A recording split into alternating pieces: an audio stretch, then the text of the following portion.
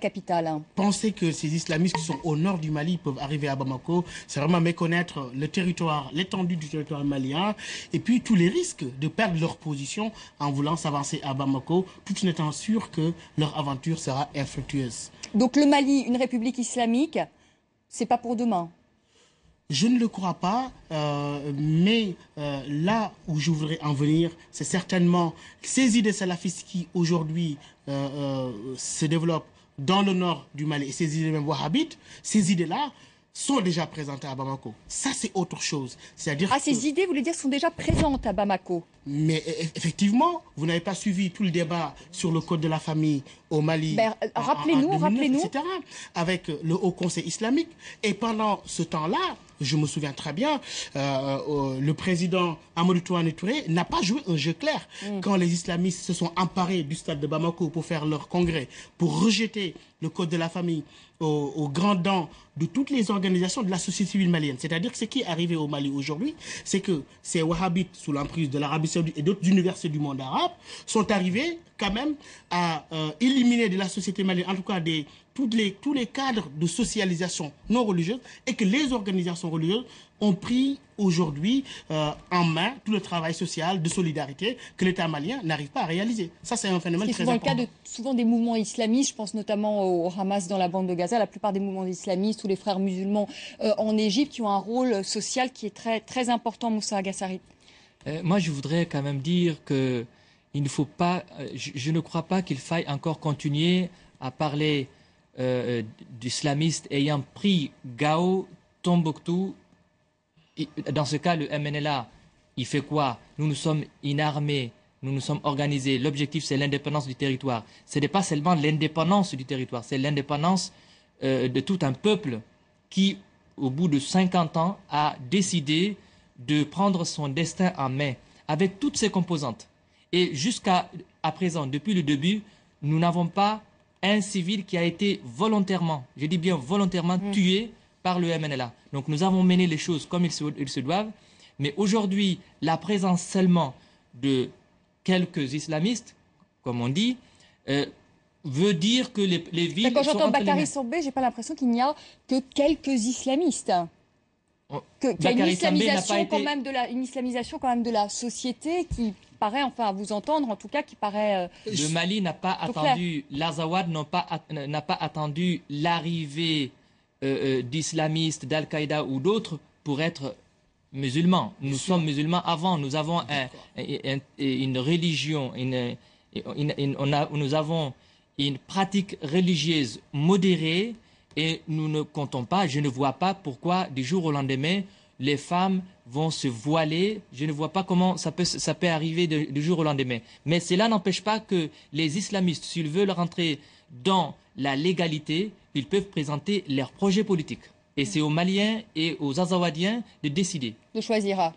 Oui, justement, pour aborder cette question sur le poids de l'islam dans la société malienne, c'est que quand vous partez au sud, c'est que l'influence de l'islam sur le soufisme, maintenant, depuis les années 90, on a commencé à avoir une autre forme d'islam plus radicale, notamment à travers les prêcheurs pakistanais qui sont arrivés au Mali, à travers la secte Dawa. La secte Dawa, c'est une secte qui est née au XXe siècle, au début du XXe siècle en Inde.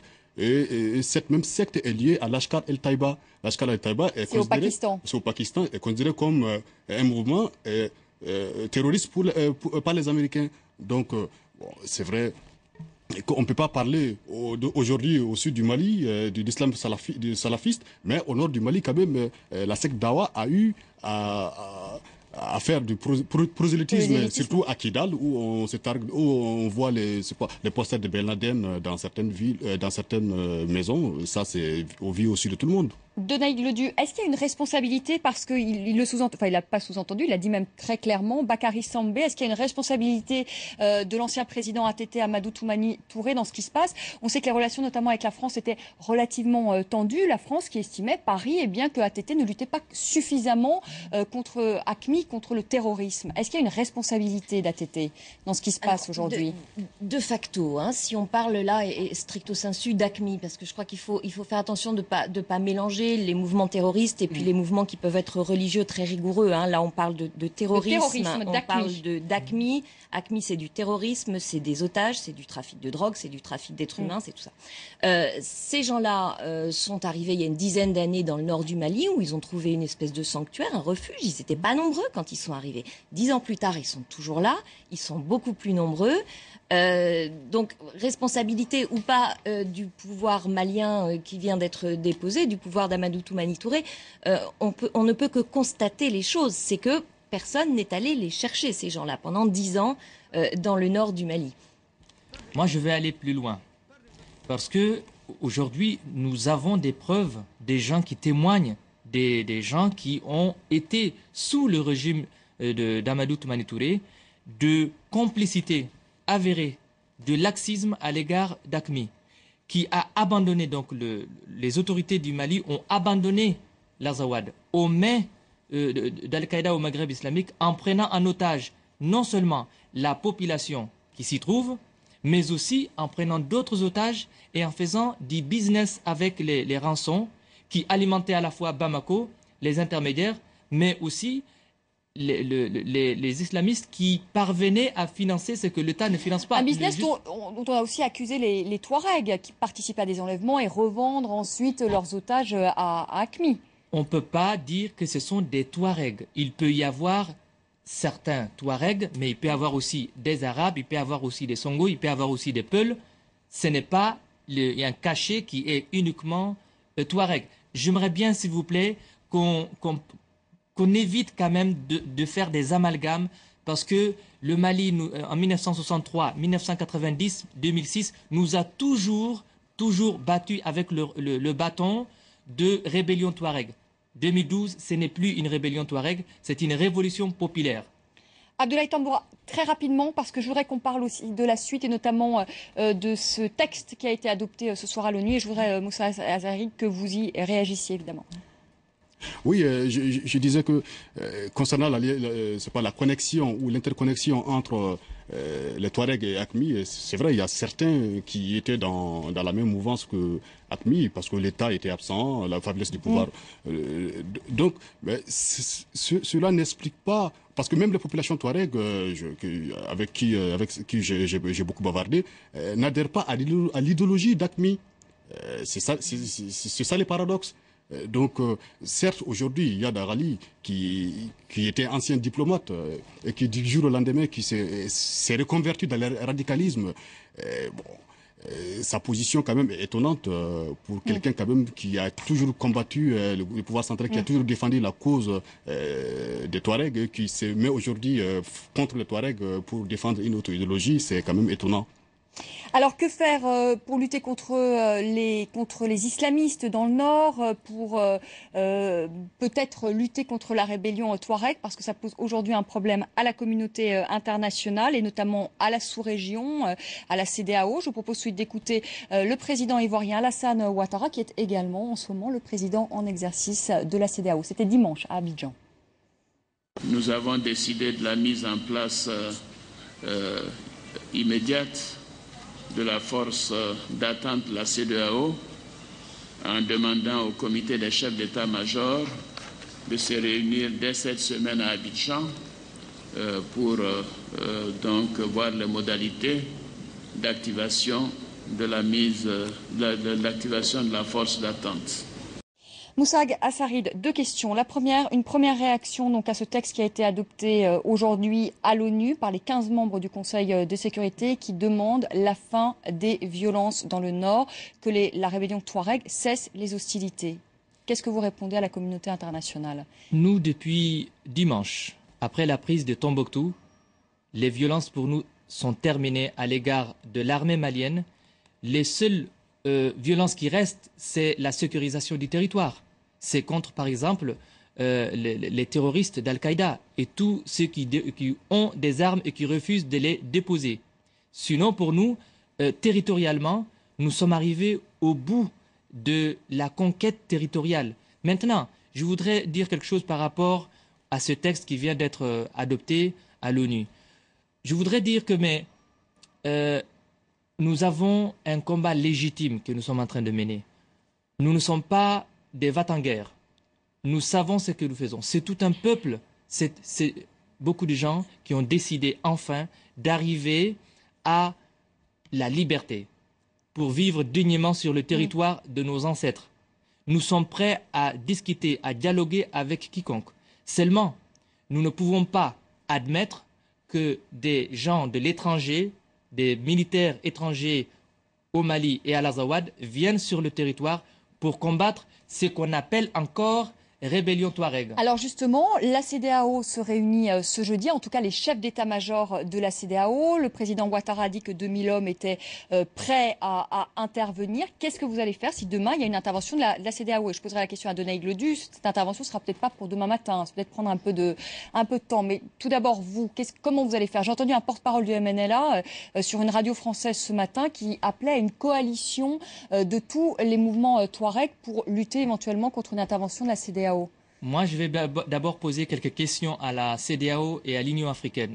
Où était-elle lorsque il y avait une rébellion en Côte d'Ivoire? Où était l'Union africaine et la CEDEAO lorsqu'il y avait une révolution en Libye? Où étaient ces organisations-là lorsque, en 1963, 1990, 2016, nous étions face au Mali qui a massacré des milliers de civils. Et il y a eu aussi des sécheresses, 1973, 1984, 2010. Nous n'avons pas vu ni la CEDEAO, ni l'Union africaine, ni d'ailleurs... Donc vous trouvez qu'elle n'a pas de légitimité, la CEDEAO, pour intervenir dans ce conflit, à vous entendre? Pourquoi c'est maintenant? Pourquoi c'est maintenant? D'ailleurs, juste pour terminer, je voudrais dire que moi, je ne veux pas appeler la communauté Touareg, la communauté berbère, à venir à notre secours parce que ce n'est pas fait encore. Mais malheureusement, si jamais il y a des soldats africains qui vont débarquer sur le territoire de l'Azawad et du Mali, ce serait de facto l'appel à l'union des Touaregs et des Berbères. Malheureusement, c'est là qu'il y aura l'embrasement de la sous-région, mais aussi de la région. Et ça, c'est dommage. Alors d'ailleurs, si on peut voir une carte, si c'est possible, aussi de cette rébellion Touareg et montrer aux téléspectateurs qu'elle n'est pas uniquement présente sur le territoire malien, mais également au Niger, mais également en Algérie ou encore en Mauritanie. Je vous voyais pas acquiescer, Donaïg Ledu, à ce que disait Moussa Assareg. Oui, plusieurs choses. D'abord, effectivement, une force de la CEDEAO, ça mettra beaucoup de temps à se déployer. Et puis ensuite, il faut connaître le terrain un petit peu quand même. Là, on est dans le Sahara. On n'est pas dans des terrains que les soldats des pays voisins, à part les Nigériens, connaissent. Donc c'est compliqué. Puis je peux pas m'empêcher de me dire, mais quel gâchis. Il y a eu des rébellions Touareg pendant 20 ans. Il y a eu des programmes de reconstruction qui ont été mal faits, faits de travers, pas faits comme il aurait fallu.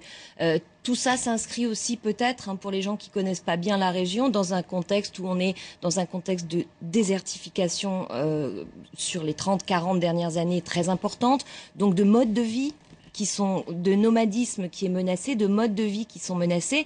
Et vous parliez tout à l'heure, monsieur, des collusions en fait entre Al-Qaïda et les Touaregs, etc. Il y a forcément aussi une réalité économique qui est là et qui, à mon sens, domine tout. Et il y a un jour où il faut manger, on va se tourner vers les gens qui vous donnent à manger et qui vous nourrissent. Et là, les islamistes peuvent jouer leurs cartes. On dit d'ailleurs qu'ils ont commencé à distribuer de la nourriture à Gao, à Tombouctou. Ils ont pu jouer leurs cartes au cours des années passées. Et effectivement, bien sûr, c'est une réalité. Ça, c'est quelque chose qu'il faut reconnaître. Mais je vois pas de quelle manière un embrasement de la sous-région pourrait résoudre quelques problèmes que ce soit. Rappelons aussi, parce qu'on le dit pas assez, qu'on est dans un contexte de crise alimentaire extrêmement aiguë dans toute cette région du Sahel cette année. Le Niger aussi qui est très menacé en ce moment. Et le Niger aussi qui est très menacé. Et voilà, et tout ça vient se suraccumuler pour créer cette espèce de scénario dans lequel on est aujourd'hui qui est un cauchemar. Un dernier mot parce qu'on arrive, Marie